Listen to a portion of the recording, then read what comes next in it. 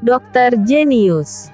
Buah BERY Red 2. Keesokan harinya saat mereka bangun dan keluar dari tenda, ternyata tenda para paman yang ada di sebelah tenda mereka telah pergi. Si Yue dan kawan-kawan setelah makan segera membenahi tenda mereka. Dan mereka melanjutkan perjalanan menuju ke dalam hutan sunyi. Di setiap perjalanan mereka bisa mendapatkan bermacam-macam tanaman obat yang dapat mereka bawa pulang.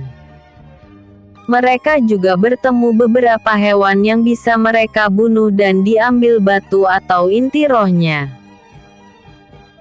Namun mereka juga menyadari kalau mereka banyak bertemu dengan para pembudidaya yang datang dengan rombongan atau sendiri dengan tujuan lain. Terkadang mereka harus menyaksikan perkelahian di antara mereka, entah dipicu dengan apa. Untuk menghindari perkelahi dengan mereka, terpaksa mereka harus berjalan di jalur lain agar terhindar dari perkelahian. Namun tak jarang mereka harus berkelahi juga. Semakin mendekati puncak Gunung Paoso, semakin banyak pembudidaya yang mereka temui. Saat mereka sedang asyik berjalan, tiba-tiba Xiao Tu melompat dari bahu si Yue dan berlari ke arah lain. "Xiao Tu, ada apa?" seru si Yue kaget.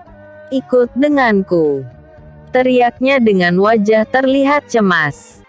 "Maaf kawan, kita harus mengikuti Xiao Tu lebih dahulu," seru si Yue sambil menyusul Xiao Tu. Dan ketiga temannya pun segera mengikutinya. Namun karena kecepatan si Yue dan Xiao Tu sangat cepat, mereka tertinggal jauh. Sedang si Yue mengikuti arah tujuan Xiao Tu. Ternyata dia masuk lebih jauh dari yang si Yue perkirakan. Tak lama Xiao Tu memperlambat larinya. "Kau bawa kemana aku? Di mana ini?" tanya si Yue dengan wajah heran. "Ses, jangan keras-keras," bisiknya. "Ada apa?" si Yue ikut berbisik. Setelah berjalan tanpa suara, mereka tiba di sebuah gua yang terlihat sangat terpencil. Dan gua itu ditutupi semak belukar yang sangat lebat.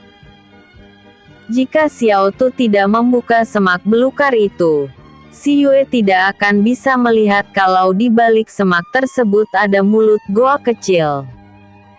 "Kalau kita akan masuk, kita harus merangkak." "Xiao Tu, goa apa ini?" tanya si Yue. "Cepatlah masuk Yue," ucap Xiao Tu pelan. Si Yue segera masuk, dan Xiao Tu kembali menutup goa itu. Namun ketika si Yue masuk sekitar 3 meter dari pintu masuk goa, ternyata keadaan goa cukup luas. Si Yue terperangah. "Xiao Tu, goa apa ini? Ada apa di dalam goa?" tanya si Yue beruntun. "Kau bisa melihatnya sendiri nanti," jawab Xiao Tu perlahan.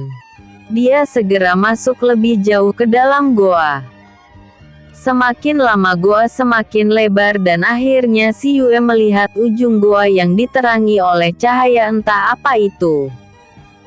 Saat si Yue semakin dekat dengan cahaya, ternyata cahaya berasal dari 3 batu cahaya yang berada di tengah dan kedua sudut goa. Namun si Yue terkejut ketika dia melihat di salah satu sudut goa terlihat seekor burung yang cukup besar. Burung itu memiliki bulu berwarna-warni dan sangat indah, sedang tergolek entah tidur atau mati. "Xiao Tu, ada seekor burung," ucap si Yue pelan. Namun Xiao Tu langsung berlari ke arah hewan itu. Dia memeriksa burung itu. Si Yue dengan heran mendekati Xiao Tu dan hewan itu. "Xiao Tu, kau tahu siapa dia?" tanya si Yue heran. "Dia sahabatku," Dia burung phoenix sahabatku. Ucap Xiao Tu dengan wajah terlihat panik dan cemas. Yue, sepertinya dia terluka.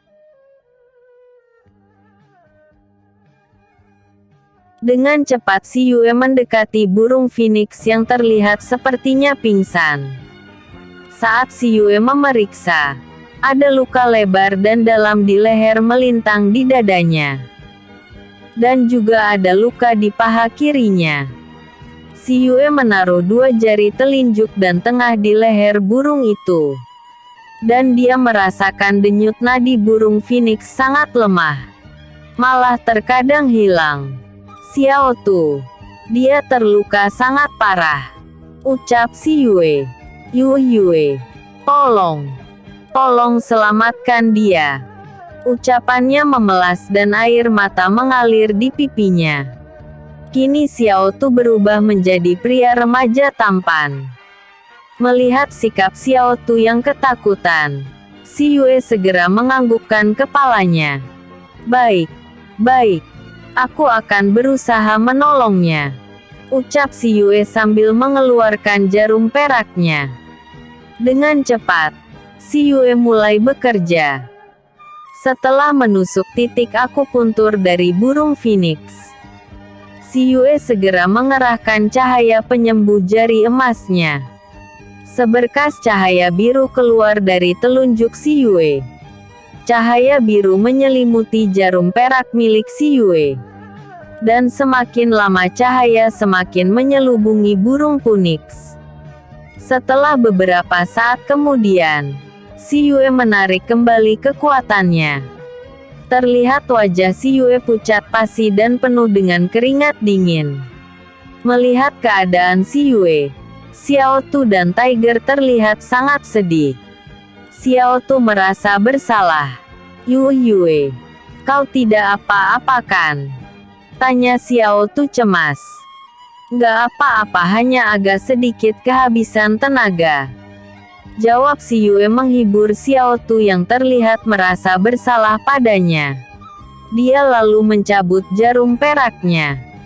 Terlihat luka di tubuh burung phoenix mulai terlihat mengering secara perlahan. Dia lalu mengambilkan pil penyembuh untuk hewan roh dari dalam cincin ruangannya. Xiao Tu, berikan pil ini padanya. Dan juga air suci. Aku ingin istirahat sebentar. Kata si Yue sambil duduk lotus untuk bermeditasi. Baik Yue. Ucap Xiao Tu sambil mengambil botol pil ramuan dan botol giok air suci. Sedangkan Tiger tidur di sebelah si Yue untuk menjaga sang tuan. Sedang Xiao Tu merawat sahabatnya si burung phoenix. Tak berapa lama terlihat mata burung phoenix mulai terbuka. Walaupun keadaan tubuhnya masih lemah tak bertenaga, namun sakit di tubuhnya sudah mulai berkurang. Dia tahu, kehidupannya sudah tertolong. Masih dia ingat saat sebelum dia tak sadarkan diri, tubuhnya sudah terluka sangat parah. Dan saat itu dia tahu kalau kehidupannya di ujung kematian. Dia tak menyangka kalau dia masih bisa bernafas kembali. Kau sudah sadar? Terdengar suara kecil menegurnya. Dia segera melihat dengan ekor matanya ke arah suara terdengar. Seekor kelinci putih kecil berada di dekat tubuhnya. Kelinci putih dengan mata merah semerah darah. Kau kelinci darah. Ucapnya dengan suara bergetar tak percaya. Suara itu terlihat lemah. Namun ada perasaan bahagia di sana. Iya, ini aku. Jangan bergerak dulu. Kau masih lemah. Jadi jangan kau paksakan untuk bergerak. Ucap Xiao Tu menasehati. Terima kasih. Apakah kau yang menolongku? Ucapnya lagi. Bukan. Tapi tuanku. Dia yang telah menyelamatkanmu dari ujung kematian. Sekarang dia kelelahan. Kalau kau bisa melihatnya, itu orangnya. Ucap Xiao Tu sambil menunjukkan Si Yue yang bermeditasi di sebelah burung phoenix. Karena sejak tadi dia menatap Xiao Tu, dia tidak memperhatikan di atas kepalanya ada seorang pria muda yang sedang duduk lotus sambil memejamkan matanya. Dia tak peduli dengan percakapan yang ada di sekitarnya. Dan di sebelah pria itu, terlihat seekor kucing belang sedang duduk menemani. "Diakah yang menolongku?" tanya Phoenix tak percaya. "Kau pikir siapa lagi? Lihatlah wajah pucatnya. Dia menolongmu hingga kekuatan Qi-nya hampir habis," jawab Xiao Tu. Terlihat Phoenix menatap Si Yue dengan tatapan yang rumit. "Kembalilah istirahat, agar kekuatanmu dan pil ramuan yang kau minum lebih cepat bereaksi," ucap Xiao Tu. "Baiklah," jawab burung phoenix. Dia segera memejamkan matanya. 1 jam kemudian, Si Yue selesai bermeditasi. Dia membuka matanya. "Yue, gimana keadaanmu sekarang?" tanya Xiao Tu dengan wajah cemas. "Tidak masalah Xiao Tu. Aku hanya butuh menyerap Qi untuk mengganti tenagaku yang hilang tadi. Sekarang aku sudah sehat kembali kok," jawab Yue. "Syukurlah. Aku mencemaskan keadaanmu," ucapnya kembali. Si Yue segera berdiri dan mendekati burung phoenix. Dan seperti biasa, Tiger akan kembali melompat dan tidur di leher Si Yue. Jika tidak dilihat dengan jelas, tubuh Tiger bagai hiasan baju yang melingkar di leher Si Yue. "Gimana keadaannya sekarang?" tanya Si Yue. "Tadi dia sudah siuman, dan aku menyuruhnya untuk istirahat kembali," jawab Xiao Tu sambil menatap burung phoenix yang terlihat tidur dengan tenang. "Kalau begitu kita harus pergi Xiao Tu. Bukankah 2 hari lagi malam bulan purnama?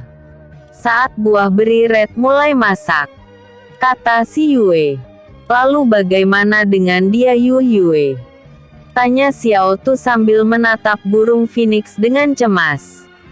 "Bukankah tempat ini aman buatnya?" jawab Si Yue. "Tapi aku mencemaskan keselamatannya," ucap Xiao Tu lagi. "Lalu apa yang kau mau? Apakah kau akan menemaninya?" tanya Si Yue sambil menatap Xiao Tu. "Tidak mungkin. Aku tidak bisa jauh darimu," jawab Xiao Tu. "Lalu apa maumu?" tanya Si Yue tak mengerti. Terlihat Xiao Tu ragu mengucapkannya. Dan Si Yue pun tahu keinginan Xiao Tu. "Kau ingin membawanya?" tanya Si Yue. Mendengar ucapan Si Yue terlihat wajah Xiao Tu mendongak dengan wajah berbinar. "Apakah boleh?" tanya Xiao Tu. Terlihat Si Yue berpikir sambil menatap Xiao Tu. Tak lama terdengar suaranya. "Kau boleh membawanya. Bawa dia masuk ke ruang dunia teratai," kata Si Yue lembut. Terlihat kebahagiaan di wajah Si Yue. "Terima kasih Yue," seru Xiao Tu kegirangan. Tak berapa lama dia menghilang bersama burung phoenix. Si Yue hanya tersenyum melihat tingkah Xiao Tu. "Kau memang seorang gadis yang baik hati Yue," kata Tiger lembut. "Untuk semua yang aku kasihi, tak jadi masalah buatku. Asal kalian semua bahagia. Ya sudah, ayo kita pergi. Pasti mereka bertiga sudah mencari kita dengan cemas," jawab Si Yue. Tiger menahan keharuan di hatinya. Dia hanya mengangguk pelan. Si Yue dan Tiger segera keluar dari dalam goa. Ketika sampai di luar goa, ternyata hari sudah sore. Si Yue segera berlari kembali ke arah menuju puncak. Dia berpikir pasti ketiga temannya menuju ke arah sana. Hanya saja yang dia takutkan bagaimana jika ketiga temannya bertemu dengan para pembudidaya yang lebih tinggi tingkat kultivasinya dari ketiga temannya. Dengan perasaan cemas, si Yue segera berlari ke arah puncak pegunungan Paoso yang jaraknya tidak jauh lagi. Di sepanjang jalan dia menghindari berpapasan dengan para pembudidaya, agar dia dengan cepat bertemu dengan ketiga temannya. Sampai hari berganti malam, si Yue belum bertemu dengan mereka. Akhirnya dia terpaksa bermalam di atas pohon. Saat itulah Xiao Tu keluar. Yue, burung phoenix telah sadar kembali. Dan kini dia ingin menemui dengan dirimu. Ucap Xiao Tu sambil menatap si Yue penuh harap. Melihat wajah yang imut itu, si Yue tak tega. Baik, ayo kita temui dia, jawab si Yue. Akhirnya mereka bertiga masuk kembali ke dalam ruang dunia teratai. Ketika sampai di sana, si Yue melihat burung cantik itu sudah bisa duduk. Walaupun wajahnya masih terlihat kuyuh tak bersemangat. Bagaimana keadaanmu sekarang? Tanya si Yue dengan wajah sabar. Aku sudah baikan. Terima kasih telah membawaku dari alam kematian. Ucapnya dengan nada lemah. Tidak masalah. Kau sahabat dari Xiao Tu. Jadi aku wajib menolongmu. Jawab si Yue. Tapi tuanku, hidup Phoenix ini sepenuhnya hanya milik tuanku. Ucap ponik itu mengagetkan si Yue. Tunggu. Kau tidak bisa berkata seperti itu. Kau bisa hidup bebas tanpa ikatan apapun denganku. Aku menolongmu semua aku lakukan dengan ketulusan. Jadi jangan berpikir kalau kau berhutang nyawa denganku. Kata si Yue berusaha menolak burung phoenix yang ingin mengikutinya. Dia tak ingin mengekang kehidupan burung phoenix hanya karena dia berhutang nyawa padanya. Tidak tuanku. Hamba tidak bisa hidup jika tuanku menolak hamba. Jawabnya keras kepala. Yue, ayolah. Jadikan dia salah satu hewan kontrakmu. Bukankah kau pemilik darah Phoenix? Ucap Xiao Tu. Mendengar Xiao Tu menyebut darah Phoenix, terlihat burung Phoenix itu terkejut. Tuanku pemilik darah Phoenix, serunya dengan wajah gembira. Benar, aku memiliki darah Phoenix. Lalu kenapa kau terlihat bahagia? Tanya si Yue heran. Tuanku, tolong jadikan hamba makhluk kontrak Anda. Selama ini kaum hamba mencari manusia yang memiliki darah Phoenix untuk menjadikan hubungan kontrak. Hamba mohon tuanku, jadikan hamba hewan kontrak Anda. Pinta burung Phoenix yang terkenal dengan hewan paling angkuh dan termasuk hewan paling langka. Sama dengan harimau Mangli. Dia berkata sambil menaruh kepalanya di tanah. Apakah itu sebuah keharusan di kaummu? Tanya si Yue dengan wajah heran. Sangat. Bagi kaum hamba, memiliki tuan yang memiliki darah Phoenix adalah suatu anugerah yang diberikan dewa pada kami. Untunglah hamba belum memiliki tuan. Hamba mohon tuanku, ucapnya. Melihat burung itu minta dengan sangat dan si Yue melihat Xiao Tu menatapnya dengan wajah mohon. Akhirnya si Yue berkata, baiklah kalau itu yang kalian harapkan. Aku akan mengabulkan permohonanmu. Kata Yue dengan wajah pasrah. Akhirnya si Yue melakukan kontrak dengan burung Phoenix.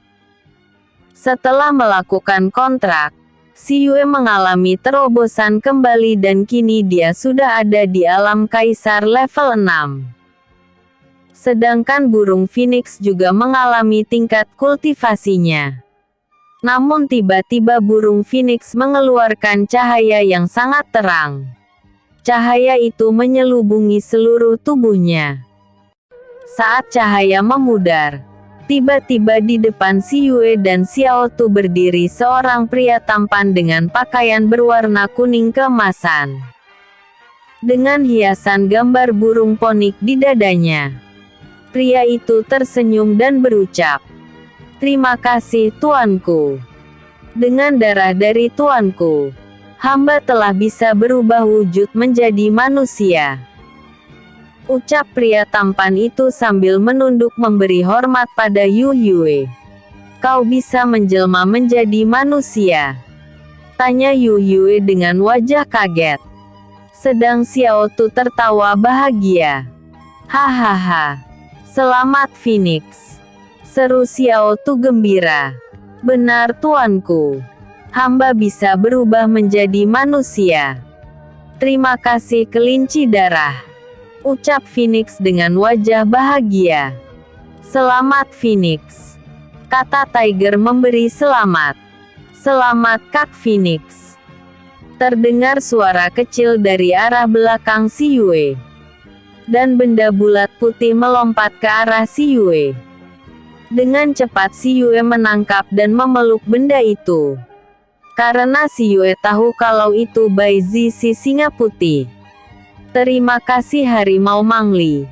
"Terima kasih Singa Putih," jawab Phoenix. "Namaku Tiger," kata Harimau Mangli.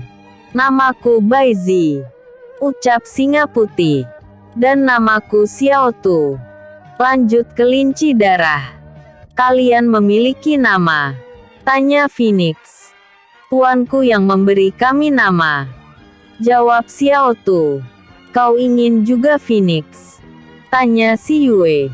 "Benar tuanku," jawab Phoenix. "Baiklah. Kau kuberi nama Feng Kui. Kau suka?" tanya si Yue. "Hamba suka tuanku," jawab Phoenix senang. "Jangan memanggilku tuan. Panggil namaku Yu Yue. Seperti mereka memanggilku," lanjut si Yue. "Baik Yu Yue," ucap pria tampan itu dengan wajah bahagia. "Kalau begitu aku akan keluar. Kau bermeditasilah di bawah pohon roh. Dan perbanyak minum air suci. Kalau perlu berendamlah di bak mandiku agar kau cepat sembuh. Tapi ingat, jangan mengganggu meditasi Zuzaku," kata si Yue. Burung Phoenix tahu kalau si Yue juga memiliki kontrak dengan burung yang memiliki kekuatan paling tinggi dari segala burung itu. Dia sudah diberitahu oleh Xiao Tu sang sahabat. "Baik Yu Yue," jawab Feng Kui.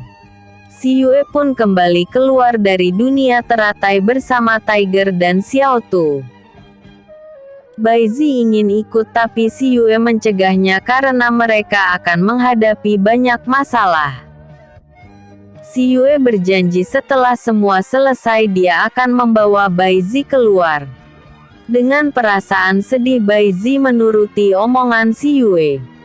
Ketika mereka sampai di luar, hari menjelang pagi. Dengan segera si Yue kembali berlari mencari ketiga temannya. Saat hari sudah terang dan banyak para pembudidaya melanjutkan perjalanan mereka, si Yue hampir tiba di puncak pegunungan Paoso. Dan dia bisa melihat banyak para pembudidaya yang sudah berkumpul di sana. Mereka berkelompok atau perorangan. Mereka sudah bersiap-siap akan mendaki puncak yang tinggal beberapa mil saja. Saat si Yue akan ikut naik, tiba-tiba terdengar suara pertengkaran dari arah depan. "Dasar wanita murahan. Kau adalah teman dari pria murahan itu. Untuk apa kalian ada di sini?" Terdengar suara yang terasa akrab di telinga si Yue. "Oh, kau mengatakan si Yue murahan? Hahaha. Apakah teman kami menggodamu? Setahu kami kaulah wanita murahan itu. Kau dengan tega menganiaya dan merebut putra mahkota dari tangan Yu Yue, hingga dia meninggal dunia. Dan kami juga tahu kalau kalianlah penyebab kematiannya." Ucap suara yang sangat si Yue kenal, yaitu suara Chanxin. Mendengar suara itu, si Yue segera berlari ke arah suara. Dan dia melompat ke atas pohon untuk melihat apa yang terjadi. Ketika dia berada di atas pohon, mata tajamnya bisa melihat ketiga temannya sedang berharap dengan Siolan dan keluarganya. Terlihat Siolan sedang berdebat dengan Chanxin. Dan si Yue bisa melihat kalau beberapa orang di belakang Siolan memiliki kekuatan yang tinggi. Dua orang di belakang Siolan ada di alam tengah tingkat 6 dan beberapa lagi ada di alam tengah tingkat 4 dan 5 dan juga salah satu dari mereka ada di alam kaisar tingkat 3 dan pria parubaya yang kemungkinan orang tuan Siolan ada di alam inti tingkat 2. Ya ampun. Kenapa teman-teman harus bertemu dengan mereka? Kalau hanya mereka yang ada di alam tengah mungkin bisa aku lawan. Tapi yang ada di alam inti dan kaisar itu. Seru si Yue sedih dalam hati. Hahaha. Ternyata kalian sudah mendengar itu. Kalau begitu kalian tidak boleh hidup lagi. Ucap Siolan dengan nada sinis. Kau pikir kami takut? Ucap ketiga temannya. Dan tak lama kemudian mereka pun segera terlibat dalam perkelahian. Si Yue bisa melihat ketiga temannya sebentar saja sudah terdesak.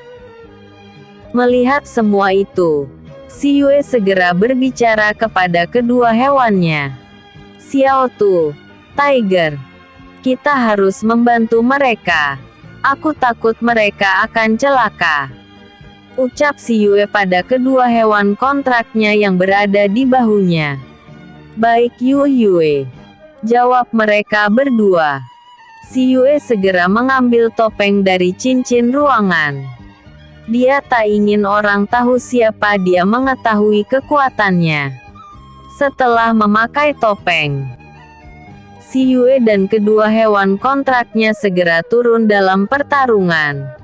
Tiger yang sudah berubah menjadi harimau Mangli dan Xiao Tu yang berubah menjadi kelinci darah, kini terjun dalam pertempuran. Melihat kedatangan si Yue dan kedua makhluk yang ukurannya sangat besar, melebihi ukuran hewan normal, mereka semua terkejut dan bengong. Mereka semua berhenti menyerang. Melihat kesempatan ini, si Yue mendekati teman-temannya yang juga kaget dan melongo. Jangan kaget. Ini kesempatan kita untuk lari. Mereka bukan lawan kita.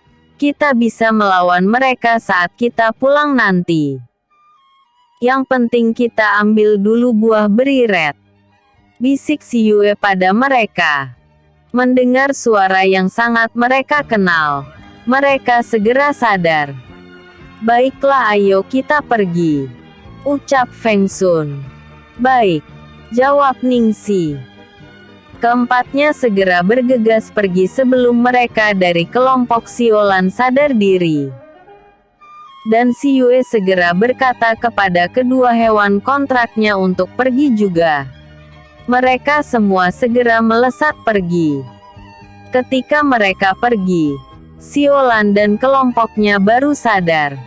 Brengsek. Dasar pengecut. Ayo kita kejar. Seru Siolan marah. Cukup. Jangan bodoh. Kau ingin membahayakan kelompok kita. Kau pikir kita bisa menghadapi dua hewan itu jika mereka benar-benar melawan kita? Seru Tuan Nalan Han saat mendengar omongan sang putri. Apa maksud ayah? Tanya si Olan heran. Dua hewan itu bukan sembarang hewan. Kekuatan keduanya bagai kekuatan 2 atau 300 prajurit terlatih. Apakah kita yang beberapa orang saja mampu mengalahkan dua hewan itu? Ucap sang ayah dingin. Benar kata tetua Nona. Saat kedua hewan itu datang, kami merasakan tekanan kekuatan yang sangat tinggi. Jika tadi kita melawan mereka, kami pasti akan habis. Kata pria yang kekuatannya ada di alam kaisar itu. Benarkah? Lalu siapa pria bertopeng pemilik dari dua hewan itu? Ucap si Olan penasaran. Sudahlah. Kita lanjut perjalanan kita, kata sang ayah. Akhirnya mereka melangkah melanjutkan perjalanan mereka. Sedang di dalam hati si Olan merasakan perasaan penasaran pada pria muda yang datang bersama kedua hewan itu.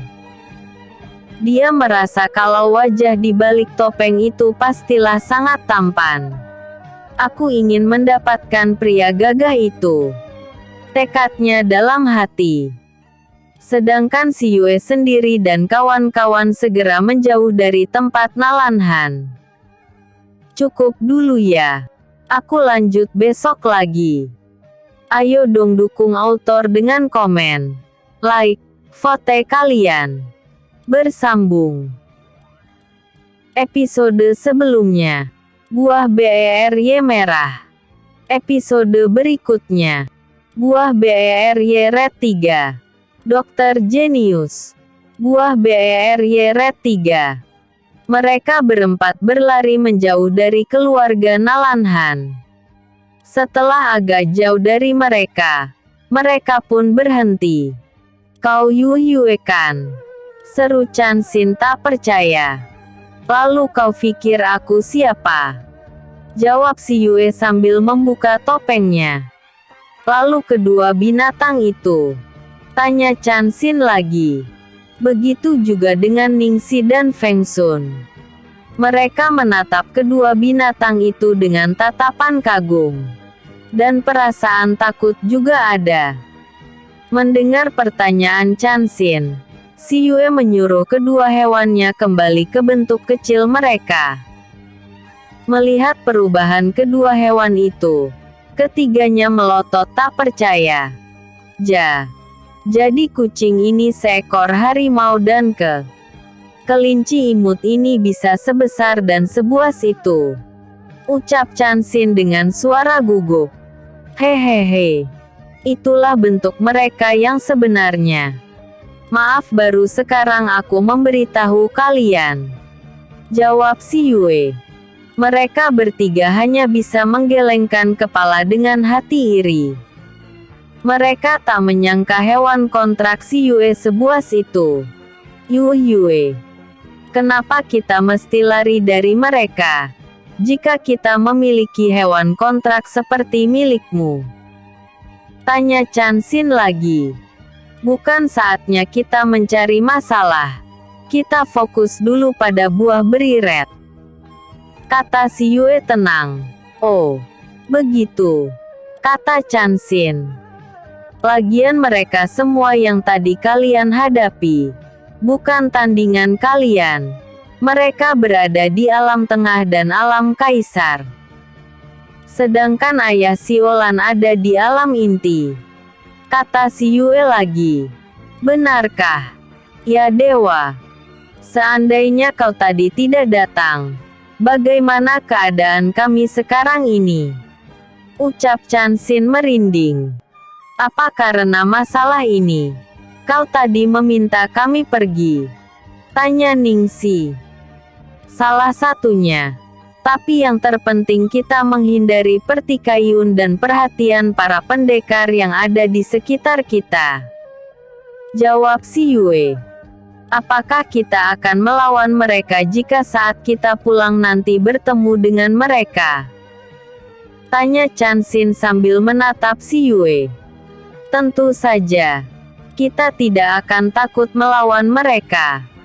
Jawab si Yue. Kau bilang kekuatan mereka lebih tinggi dari kita, kata Chansin tak mengerti.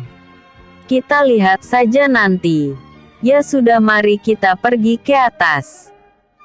Tapi kalau bisa kita ambil jalan lain, agar kita tidak mendapat masalah dari para peminat buah beri red yang lain, kata si Yue lagi. Baik, ayo, ucap Ningxi yang sudah melangkah mengikuti si Yue. Kedua hewan milik si Yue sudah kembali ke tempat mereka di bahu si Yue. Mereka berjalan ke arah Hudson yang ada di sebelah gunung yang terdapat buah beri red. Dari hutan itu mereka mendekati tempat pohon buah beri red. Mereka menelusuri hutan di balik puncak pegunungan tempat pohon beri red berada. Kini mereka berada di tepi jurang yang dekat dengan pohon itu. Dari tempat mereka berdiri, terlihat dengan jelas pohon beri red yang tumbuh sendiri di puncak gunung namun menjorok ke arah tebing. Dan mereka juga melihat ada seekor gorila besar dan hitam yang berdiri di dekat pohon itu. Kalian tunggu di sini. Jangan kemana-mana. Jika ada orang yang datang kemari, usahakan kalian menghindar, kata si Yue. Tapi Yue, aku menginginkan buah itu. Kau tahu sebabnya kan? Kata Ningxi. Serahkan semua padaku. Jika kalian pergi, aku takut dengan keselamatan kalian. Sebab kalian tahu sendiri yang menginginkan buah itu bukan satu atau dua orang saja tapi banyak orang yang menginginkan juga. Dan mereka banyak yang memiliki kekuatan yang sangat tinggi. Karena itu, biar aku sendiri yang ke sana, kata si Yue menenangkan ketiga temannya. Dia tak berani mengambil resiko membawa mereka menghadapi para pembudidaya yang juga menginginkan buah beri red. Baik Yue, kami akan menunggumu di sini. Berhati-hatilah, kata Fang Sun yang tahu maksud si Yue. Dengan kekuatan yang mereka miliki, bukannya membantu, malah mungkin menjadi beban buat si Yue. Iya, kami percaya kau mampu mendapatkan buah itu. Benar katamu. Jika kami ikut itu akan menjadi beban berat untukmu. Maafkan kami Yue. Kami tahu kau mengkhawatirkan keselamatan kami, ucap Ningxi terus terang sambil menatap si Yue dengan wajah terharu. Kami akan lebih rajin berlatih agar dapat mengejar ketinggalan kami darimu, ucap Chansin yang membuat senyum di bibir si Yue. Itu harus Chansin. Jangan termotivasi karena diriku, tapi semua untuk kemajuanmu, kata si Yue sambil menepuk lembut bahu Chansin. Ya sudah, aku pergi. Ingat, cobalah menghindar sebisanya jika ada yang datang kemari, kata si Yue sebelum melesat pergi. Baik, kami akan mendengar nasihatmu, dan kau jaga diri baik-baik, kata Ningxi. Mendengar omongan Ningxi, si Yue tersenyum dan mengangguk. Dia segera melesat pergi dari tempat itu. Dia mendekati arah berlawanan dari tempat para pembudidaya yang lain, yang mendekati tebing curam tempat buah beri red berada. Jalan yang si Yue gunakan memang sangat sulit, tapi bagi Yue itu tidak menjadi masalah. Setelah sampai pada tebing yang lebih mendekati pohon buah beri red berada, si Yue berhenti. Dia menatap ke arah tebing itu dengan seksama. Terlihat beruang hitam besar menunggu di sebelah pohon beri red. Dari sana si Yue dapat melihat buah beri yang biasanya berbuah banyak. Tapi sekarang si Yue melihat betapa buah terlihai menggantung di batang pohon. Namun yang si Yue lihat sekarang, buah beri red hanya berbuah 7 atau 8 buah saja. Dan bentuknya pun berbeda dengan buah beri biasanya. Buah beri ini besarnya 3 kali buah beri biasa, hingga bisa terlihat dari tempat si Yue berdiri. Dan warnanya pun sangat merah dan terang. Di malam hari seperti ini yang hanya disinari cahaya bulan, terlihat buah itu bersinar merah cerah. Apakah itu buah beri yang kita cari? Kata si Yue pada kedua hewannya. Benar si Yue, jawab Xiao Tu. Si Yue menatap kembali tempat mereka berada dan tempat pohon beri berada. Pohon beri yang tingginya hanya setinggi orang berdiri itu. Letaknya tepat di pinggir tebing yang menjorok ke dalam jurang. Sedangkan beruang hitam berada di sebelah pohon. Jadi posisi pohon ada di antara jurang dan beruang hitam. Menatap tempat buah beri membuat si Yue agak pusing bagaimana mengambilnya. Walaupun dekat dari tempat si Yue, namun mereka terhalang oleh jurang yang dalam. Saat dia melihat di bawah tebing, dia tersenyum gembira. Terlihat di bawah pohon beri red di pinggiran jurang, ada batuan yang menonjol agak lumayan besar. Jika untuk berdiri satu orang dengan meringankan tubuhnya, mungkin masih bisa digunakan untuk pijakan. Tapi resikonya cukup besar juga. Karena jika batu itu longsor, maka si penginjak akan jatuh ke dalam jurang yang terlihat cukup dalam. Tiger, apakah kau bisa membawaku ke arah batu yang ada di bawah pohon beri red? Nanti aku akan melompat ke batu itu, sedangkan kau bisa mendarat langsung di tanah tempat mereka bertarung. Kau bisa mengalihkan perhatian beruang dari penjagaannya pada pohon beri red. Alihkan perhatian beruang dari pohon beri red, kata si Yue pada Tiger.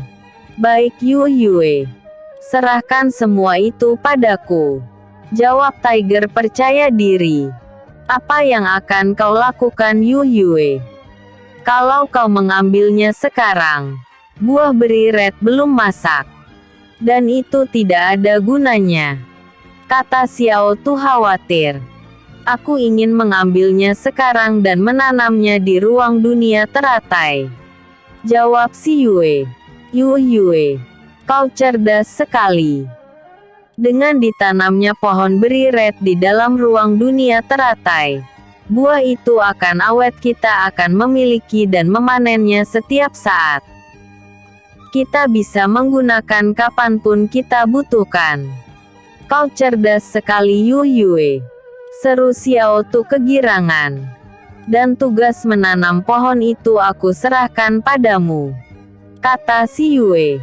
Beres. Semua serahkan padaku. Aku nanti akan mengurusnya, jawab Xiao Tu dengan yakin. Dan kau Huoyan, tugasmu menjadi alat untuk menggali pohon buah beri, ucap si Yue pada belati roh api. Beres Yue, serahkan tugas itu padaku, jawab belati roh api dengan semangat.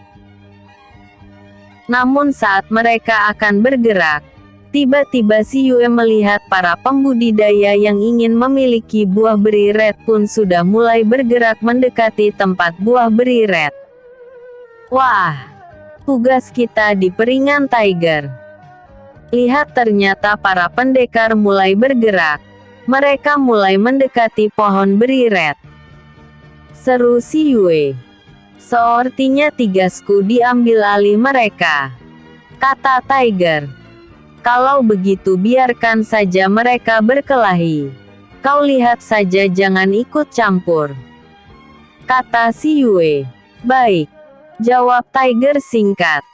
Terlihat para peminat buah beri red mulai mendekati pohon beri red, dan beruang hitam mulai bersiaga di sekitar pohon beri red. Mungkin karena takut pertarungan mereka akan merusak pohon dan buah beri red, sang beruang berdiri agak menjauh dari buah beri red. Tak lama terlihat pertarungan beruang hitam dengan beberapa orang ahli bela diri mulai terjadi. Ternyata beruang hitam tidak mudah dijatuhkan. Malah si Yue bisa melihat kalau kekuatan beruang hitam sangat kuat. Sekarang kita lakukan Tiger. Seru si Yue yang sudah berada di tubuh Tiger yang sangat besar dan tinggi. Si Yue memakai topeng peraknya. Topeng itu menutupi sebagian dari mukanya.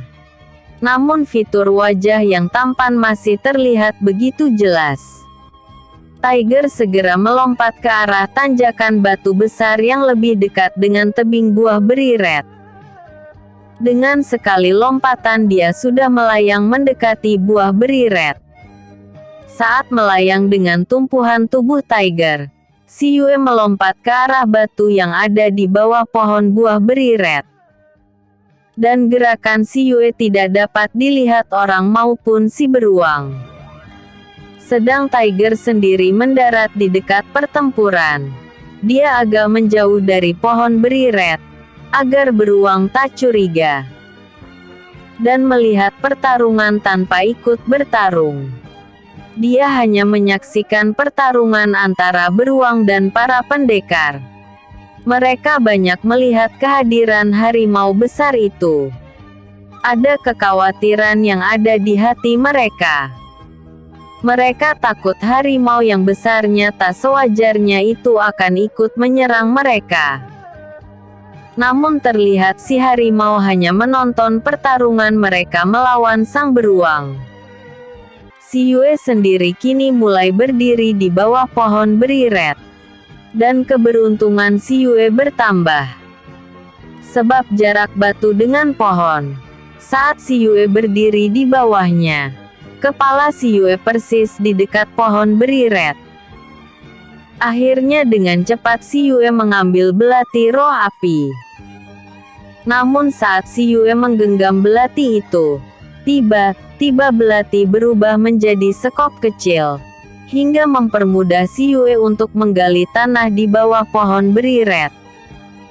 "Kau bisa berubah, Huoyan?" tanya si Yue heran. "Hahaha. Itulah keistimewaanku, Yue.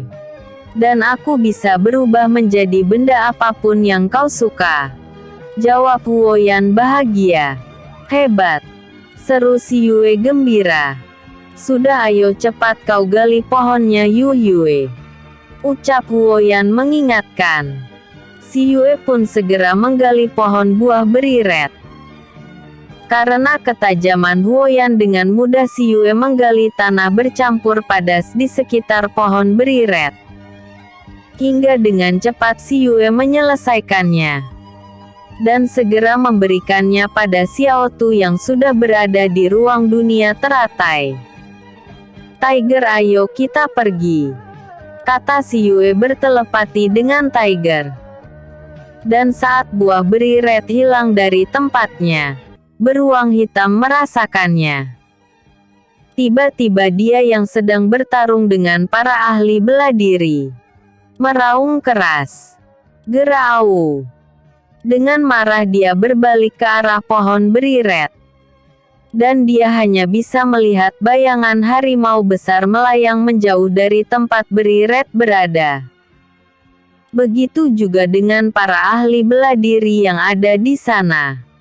Mereka terkejut melihat pohon buah beri red hilang dari tempatnya. Dan mereka hanya bisa melihat harimau yang menonton mereka bertarung tadi pergi membawa seorang pria bertopeng pergi dari sana. "Sialan! Siapa dia? Diakah yang telah membawa pohon beri red?" seru salah satu dari mereka. "Mungkin juga. Tapi siapa dia? Kita tidak bisa mengejarnya. Di sana hanya ada jurang. Bagaimana kita bisa mengejarnya?" teriak yang lain. "Grau!" Terdengar kembali teriakan kemarahan dari beruang hitam. Melihat hewan itu marah dan buah yang mereka cari telah dicuri orang, maka banyak pembudidaya yang memutuskan untuk pergi sebelum mendapat kemarahan dari beruang hitam. Benar saja.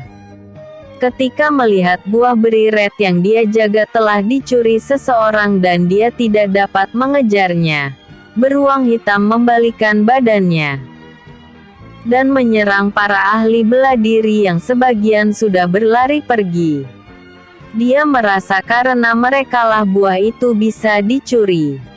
Sial bagi mereka yang terlambat pergi. Mereka menjadi pelampiasan kemarahan sang beruang. Sedang Yu Yue sendiri kini sudah kembali ke tempat pertama dia datang tadi. Dia berdiri sambil melihat kejadian itu dari jauh. Sebenarnya dia bisa langsung pergi. Namun Tiger berkata kalau sang kakek Tuan Si Ronghu berada di antara para ahli bela diri yang datang karena buah beri red. Akhirnya dia bisa melihat sang kakek yang pergi menjauh dari beruang yang mengamuk. Tiger sudah kembali ke wujud kecilnya dan berada di bahu Si Yue bersama Xiao Tu yang sudah menanam buah beri red di dunia teratai. Cek. Untunglah kakek pergi. Lihatlah kemarahan beruang itu. Ucap Si Yue saat melihat beruang marah. Siapa yang tak marah bila buah yang dia jaga hilang di depan hidungnya?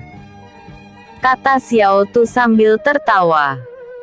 Jika hanya sendiri, aku mau memberi dia barang sebuah. Kata Si Yue lagi. Apakah kita akan menunggu mereka pergi semua Yu Yue? Tanya Tiger. Kita lihat saja nanti. Jawab Si Yue. 2 jam kemudian terlihat keadaan di tempat beruang hitam benar-benar sepi dan kembali tenang. Dan beruang hitam terlihat duduk dengan wajah sedih menatap tempat kosong pohon beri red berada. Dia menunduk dan mengusap wajahnya dengan kesedihan di dalam hatinya. Bagaimana tidak?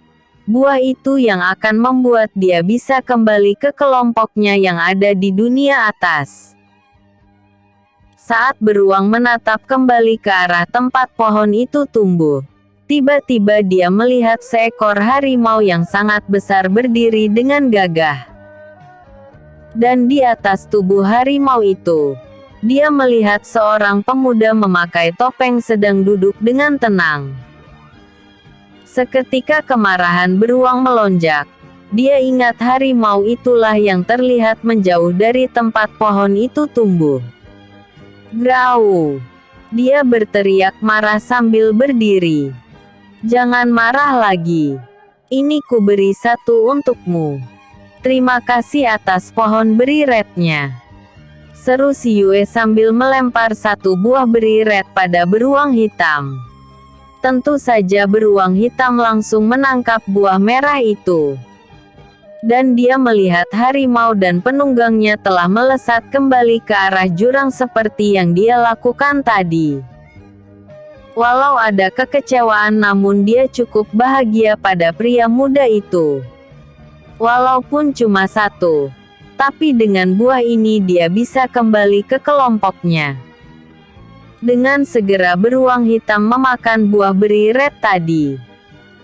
Sedang Si Yue sendiri segera melepas penyamarannya dan berjalan menuju tempat para sahabatnya menunggu. Ketika sampai di sana terlihat ketiga temannya sedang menunggu dengan gelisah di dekat perapian.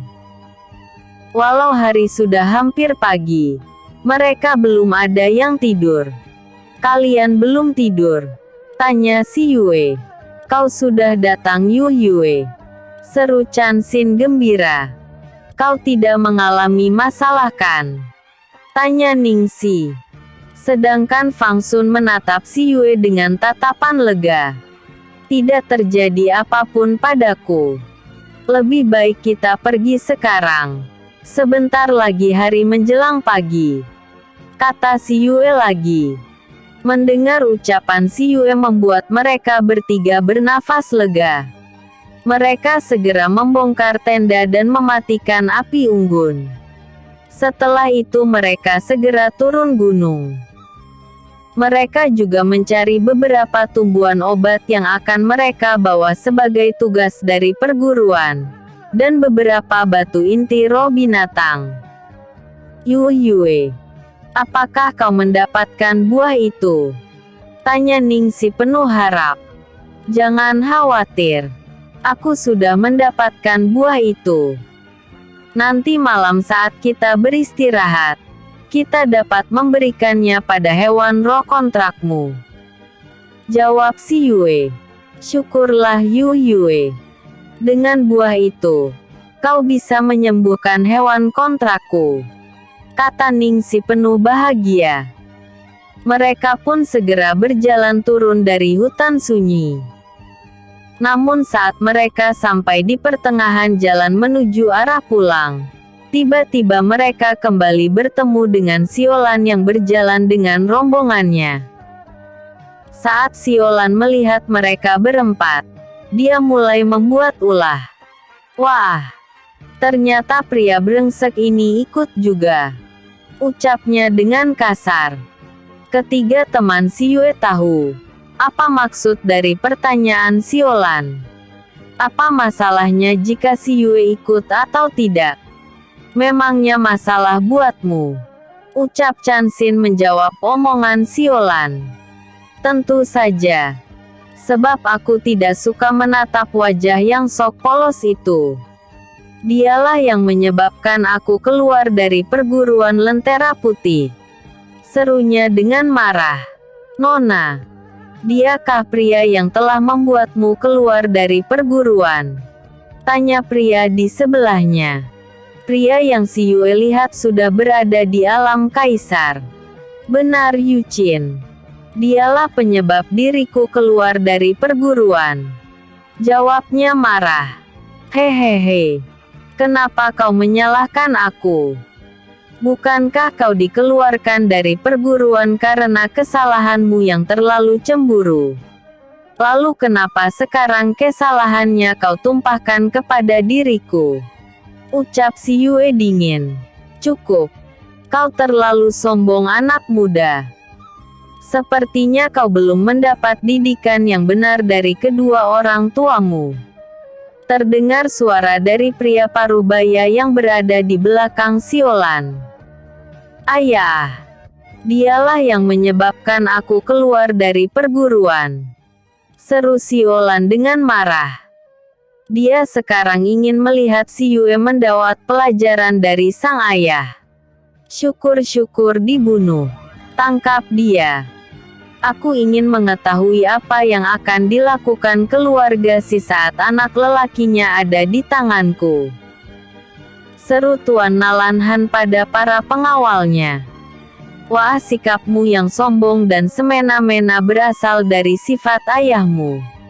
Kalau begitu silahkan kalau kalian ingin menangkapku. Jawab si Yue. Terlihat beberapa pengawal keluarga Nalan maju mengepung si Yue dan kelompoknya. Kalian bertiga, kalau tidak ingin terluka jangan ikut campur. Teriak Siolan pada ketiga teman si Yue. Mana bisa. Yue adalah bagian dari kami. Jika kalian ingin menangkapnya, tangkap juga kami. Seru Chansin yang sudah maju di dekat si Yue. Baik kalau itu mau kalian. Kata Siolan marah. Tangkap mereka juga. Dan bunuh yang melawan. Teriaknya marah. Dan akhirnya terjadilah urtarungan yang tak seimbang. Para pengawal yang memiliki kekuatan di atas ketiga teman si Yue mulai menyerang mereka. Bersambung dulu ya. Bersambung. Episode sebelumnya. Buah BERY Red 2. Episode berikutnya. SIYUE terluka.